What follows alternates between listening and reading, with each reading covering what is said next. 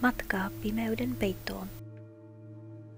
Kauan sitten, vuosisatojen takaa, maan ääriltä löytyi salaperäinen kylä, jota kutsuttiin aurinkotulen kehtoksi. Tämä kylä kukoisti vihreiden metsien ja kimaltelevien vesien ympäröimänä. Kylän keskellä asui nuori ja rohkea seikkailija nimeltä Elara. Eräänä synkänä päivänä kylä peittyi pimeyden peittoon. Mustat pilvet kietoutuivat taivaalle ja kylän yllä laskeutui painostava hiljaisuus. Pelko valtasi asukkaat, kun heidän sydämissään alkoi kyteä pelon liekki. Kuiskailtiin, että pimeyden voimat olivat nousseet uhatteen viedä koko maailman synkkyyden syöväreihin. Elara ei voinut antaa pimeyden voimien valata kylänsä. Hänen sydämensä sykki rohkeutta ja hänen mielessään paloi halu pelastaa kylänsä ja sen asukkaat. Hän päätti kutsua koolle rohkeimmat ja viisaimmat ystävänsä, jotka seisoivat hänen rinnallaan joka askeleella. Ensimmäinen ystävä oli Serafin, taitava miekkailija, jonka kettää pidettiin miekkaa kädessä kuin taiteilijan sivelintä. Hänen silmänsä olivat kuin kaksi kipinää, jotka loivat valoa ympärilleen synkässäkin yössä. Serafin oli uskollinen ystävä, jonka rohkeus oli yhtä vahva kuin hänen miekansan terää. Toinen ystävä oli Alfar, maaginen taikuri, jonka voimat olivat kuin suoraan tarujen maailmasta. Hänen kätensä loihtivat taikoja, jotka hämmästyttivät ja kummastuttivat kaikkia, jotka olivat onnekkaita saadessaan katsella niitä. Alfar oli viisas ja hienostunut, mutta hänen sydämensä paloi yhtä kirkasti kuin kenen tahansa seikkailijan. Yhdessä tämä kolmikko muodosti väkevän liiton, jonka voimaan ei pimeyden voimat kyenneet. Heidän matkansa vei heidät läpi synkkien metsien, joiden puiden oksat ulottuivat kuin käsiä yrittäen pidätellä heitä. He kohtasivat myrskyä ja vuoriston jyrkenteitä, mutta mitkään ei voinut estää heidän etenemistään. Heidän sisukutensa ja rohkeutensa kantoivat heitä eteenpäin, vaikka maailman ympärillä oli synkemmillään.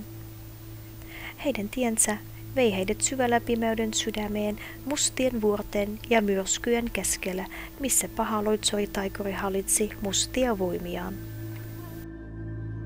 Matkaa pimeyden linnalle oli täynnä ansoja ja vaaroja, mutta heidän ystävyystensä ja uskonsa voiman kuljettivat heidät eteenpäin. Heidän seikkailunsa oli vasta alunsa ja he olivat valmiita kohtamaan mitä tahansa, jotta voisivat pelastaa kylänsä ja sen asukkaat pimeyden kahleistaan.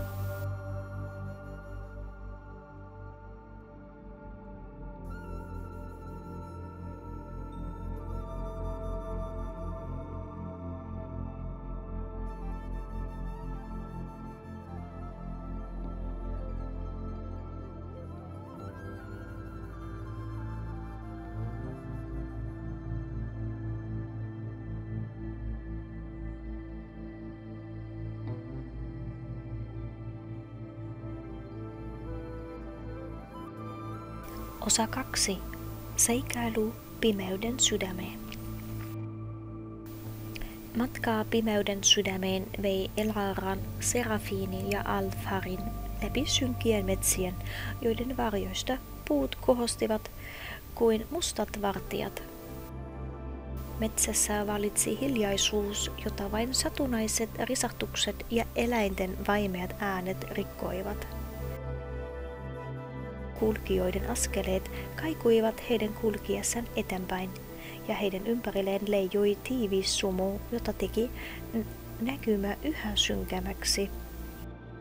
Puun runkujen välistä välkyi silloin telon kalpea valo, joka ei pystynyt täysin hälventämään pimeyden tunnetta. Se antoi vain vihjeitä matkalaisten tiestä eteenpäin. Mutta Elara, Serafin ja Alfar eivät epäröinyt, vaan jatkoivat matkansa rohkeasti, toivoen valon löytyvän synkkien vaarojen takaa. Kun metsää viimein taipui ja antoi tilaa kohoaville vuorille, se paljasti heille näkymä, joka oli yhtä vaikuttavaa kuin pelottavaa. Mustat vuoret kohosivat korkeuksiin kuin pimeyden valtakunnan muurit, joiden yli kulkeminen vaatisivat kovaa tahtoa ja rohkeutta. Vuorten rinteillä ei näkynyt elonmerkkiä, ja niiden huipulla leijuu sakea pilvipeitte, joka antoi niille vielä synkemmät ilmeen.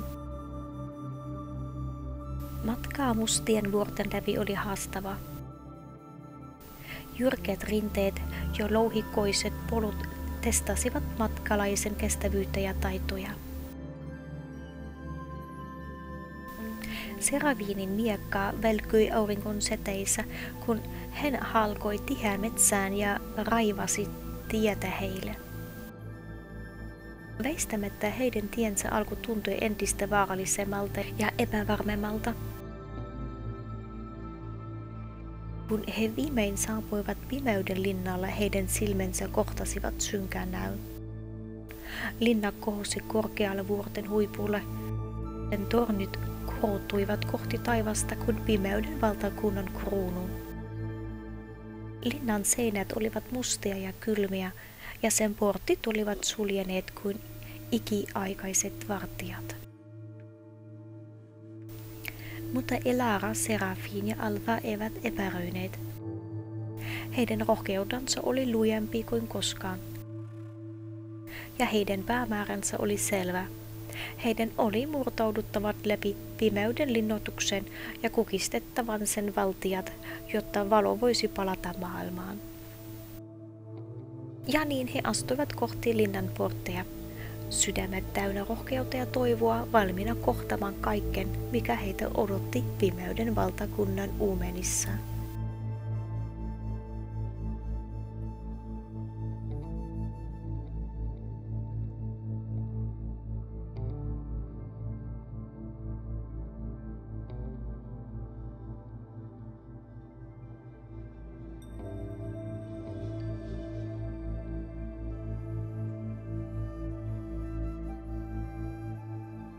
Osa 3.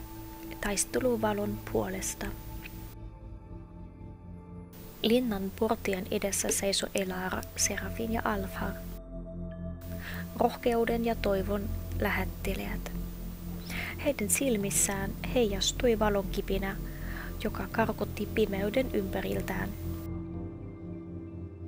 He tiesivät, että edessä oli kohtaminen, joka ratkaisisi koko heidän maailmansa kohtalon. Portit avautuivat hitaasti heidän edessään paljasten synkän käytävän, joka johti syvemmälle linnaan. He astuvat sisään yhdessä sydämet täynnä rohkeutta ja päättäväisyyttä. Linna oli täynnä pimeyden voimien vartijoita, joiden silmät hehkuivat vihreä liekkiä ja joiden miekat välkyivät kuin synkään yötaivaan tähdet. Taistelu roihahti heti, kun Elara, Serafin ja Alfar kohtasivat pimeyden vartijat miekoin ja loitsuin. Serafinin miekkaan iskut viuhuivat ilmassa, kun hän puolustuisi ryhmänsä rohkeasti. Alfar loihti tulisia taikkuja, jotka poltivat pimeyden vartijat tuhkaksi. Ja Elara johti joukkojen taistelun sydän täynnä valoa ja voimia. Matka läpi linna oli vaarallinen ja pitkä. He kohtasivat lukemattomia esteitä ja vaaroja, mutta he eivät epäröineet. Heidän ystävyytensä ja rohkeudensa olivat lujemmat kuin mikään pimeyden voimaa. Viimein he saapuivat linnan sydämeen, synkän salin, missä pimeyden voimien valtias odotti heitä. Hän oli kylmä ja julma, hänen silmänsä hehkyvät synkää loistetta ja hänen äänensä kaikui kuin kuoleman kuiskaus. Mutta Elara ei pelännyt. Hänen rohkeutensa ja viisautensa olivat hänen voimansa ja hän astui rohkeasti kohti pimeyden voimien valtiaan. Taistelu oli ankara ja pitkä. Pimeyden voimien valtias käytti kaikkia temppujaan ja loitsujaan taistelussa. Mutta Elara, Serafin ja Alfar eivät antaneet periksi. Heidän rohkeutensa ja ystävyytensä kantoivat heitä eteenpäin ja lopulta he onnistuivat voittamaan pimeyden voimat.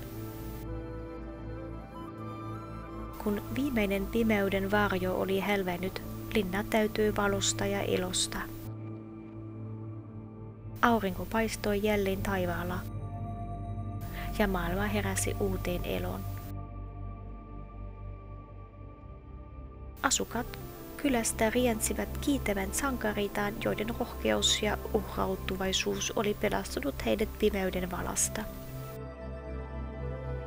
Elara, Serafin ja Alfar tiesivät, että heidän seikalunsa oli ohi, mutta heidän rohkeudensa ja ystävyytensä olisi aina heidän voimansa, joka valaisisi pimeyden hetkinä. He olivat oppineet, että rohkeus, ystävyys ja usko voivat voittaa mikä tahansa pimeyden. Ja niin päättyi Elaran, Serafinin ja Alfarin rohkea matka, joka opetti meille kaikille, että valo voittaa aina lopulta pimeyden, kun sydämemme sykkivät rohkeutta ja toivoa.